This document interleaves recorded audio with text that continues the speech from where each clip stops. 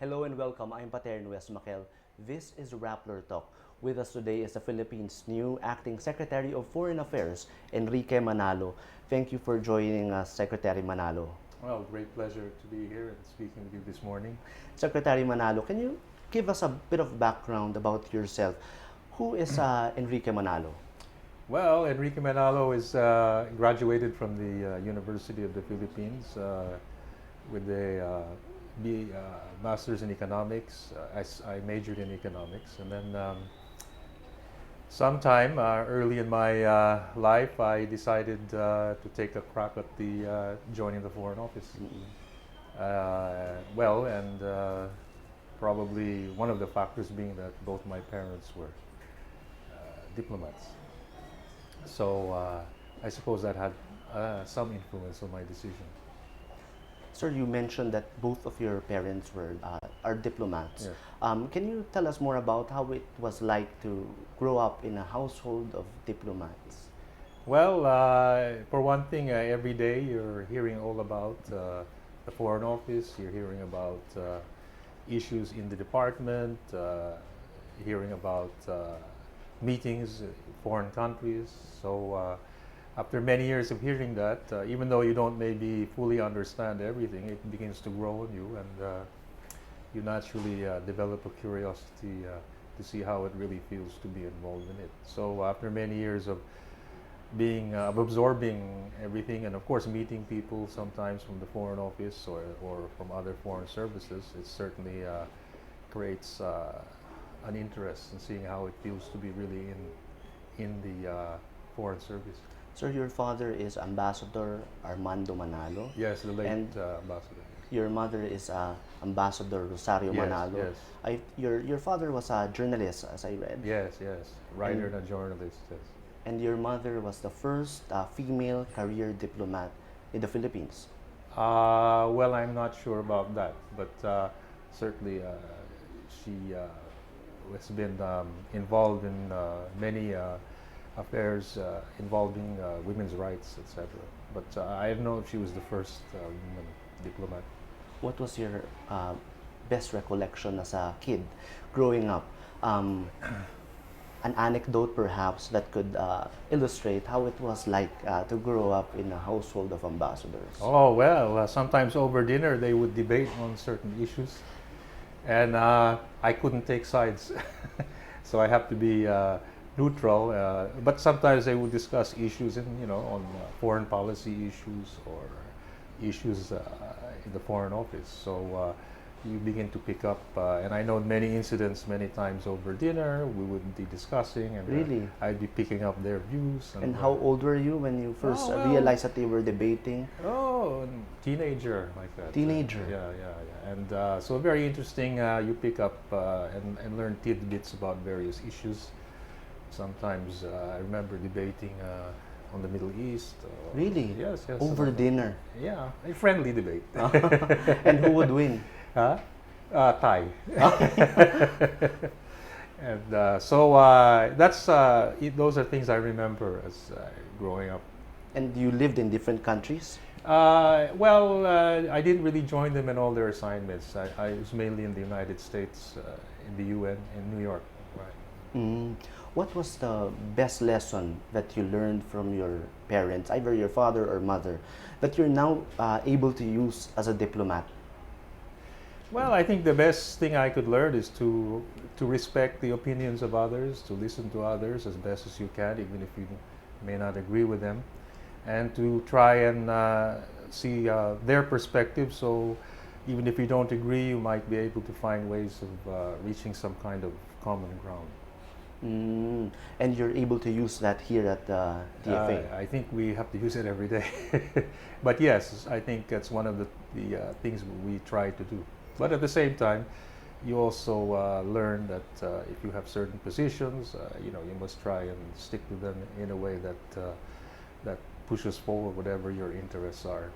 Yeah, Mr. Secretary, I understand that all three of you, your father and your mother and yourself, you have all experienced being posted in one place as ambassador to Belgium. Yes, my father was ambassador to Belgium. My mother was also at different times. My mother was also ambassador to Belgium and the EU. And then 5 or 6 years ago, I was appointed ambassador to Belgium and also to the EU, and Luxembourg.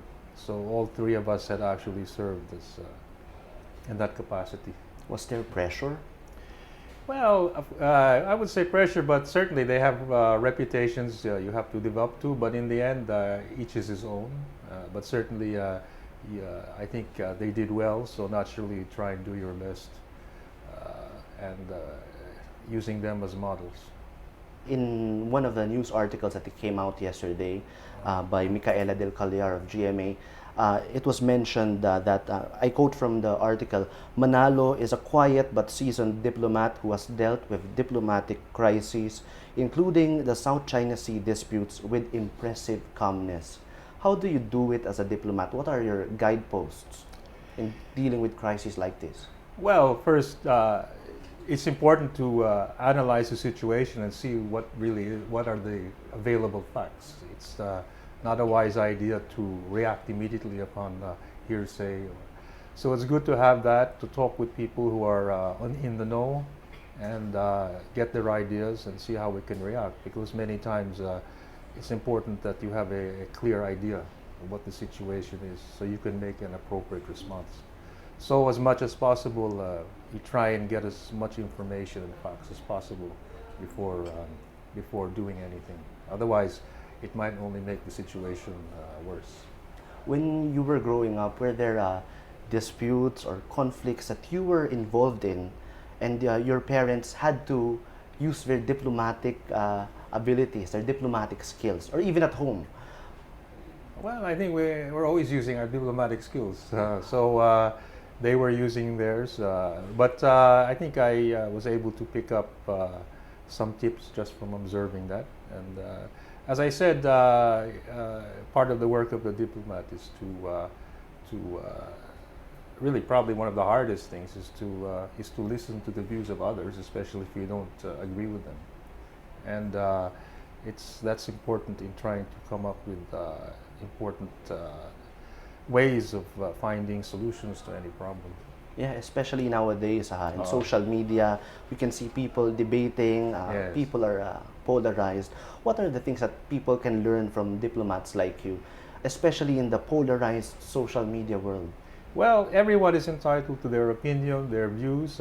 I think our job here is really to see how we can find areas of common ground, because I think in many of these disagreements, there always are some areas where they seem to be in agreement. And it's in finding those areas, once you found them, then you can build on them. And once you build on them, then you open opportunities now for having some kind of an agreement or understanding. You may not agree on every issue, but the key always is for those with differing views to keep on talking. Because anyone with a differing view, I'm sure, has at heart the good of whatever position they're espousing. And I think you have to realize that. So the key is to find out and build on where you can actually agree. Given those principles, I'd like us to move forward to specific issues that the Sure. Philippines is dealing with. First of all, the South China Sea issue. What is the official position on the South China Sea? Well, I think the official position of the Philippines has not changed. We firmly believe that, and we recognize that there are disputed areas in the South China Sea, but the important thing is to ensure that whatever differences exist, they be resolved peacefully in accordance with the rule of law, and that we should all seek to avoid measures that would escalate tensions, because the idea is we need to avoid any conflict or any rising tension in the South China Sea. Who owns the disputed islands in the West Philippine Sea? Well, there are many. We own some. There are other claimants, and that's the issue why it's important that to resolve these issues, they have to be done in an atmosphere of peace and understanding, but at the same time in accordance with the rule of law. And we will not move away from that position. We feel that's the only way that you can resolve it. You cannot resolve disputes through coercion or through means which tend to escalate tensions. So we're fully committed to finding solutions on that basis. How would you define an independent foreign policy, especially in relation to our ties with the US and China? Independent foreign policy really means that in the case of the Philippines, for example, we will deal with countries on the basis of our national interests and also on the basis of friendship. If they wish, if we are partners, we're not going to interfere with one country at the expense of others, but we will seek to engage all countries in a manner which is consistent with our interests and our laws. And I think they will be doing the same. So the whole idea of this is that we are not dependent on any single country or any group of countries, but we will positive some Human rights. How does the Philippines respond to international feedback on alleged human rights abuses? Well, naturally, first, on any alleged human rights abuses, the Philippine government launches quickly an investigation because, as you know, the Philippines is fully committed to so many human rights conventions.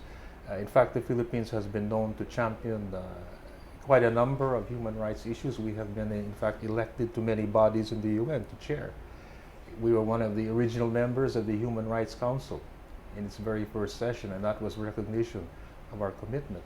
Of course, every country has human rights abuses, and it's the job of every government, especially the Philippines, to investigate them. But at the same time, the Philippines has done quite a lot to advance the cause of human rights for women, children, and I think we are fit to all those. Mr. Secretary, people are still complaining about passport appointments. But no, we are going to be applicants now, and so it's suited already. In a few days, I'll be try and What are your to undertake. Want to assure we are that in a very smooth transition. Sure that continuing Secretary of Foreign Affairs to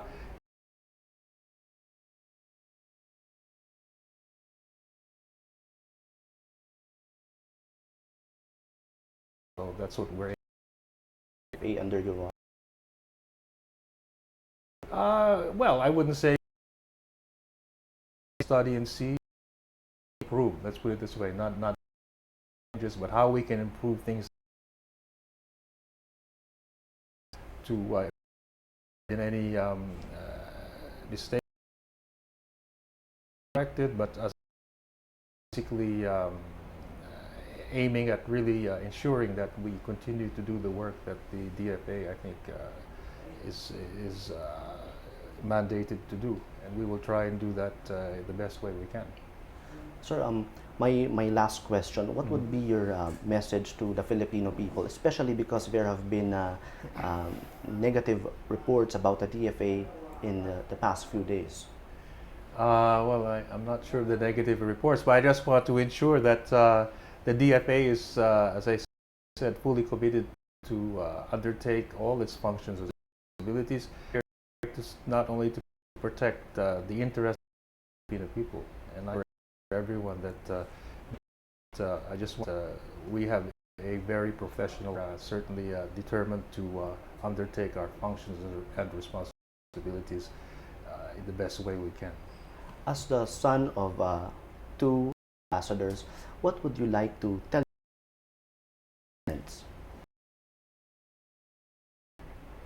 now that you are the Secretary of Foreign Affairs? Well, my father is to thank them all the tips they gave me, and I haven't disappointed them. We've been speaking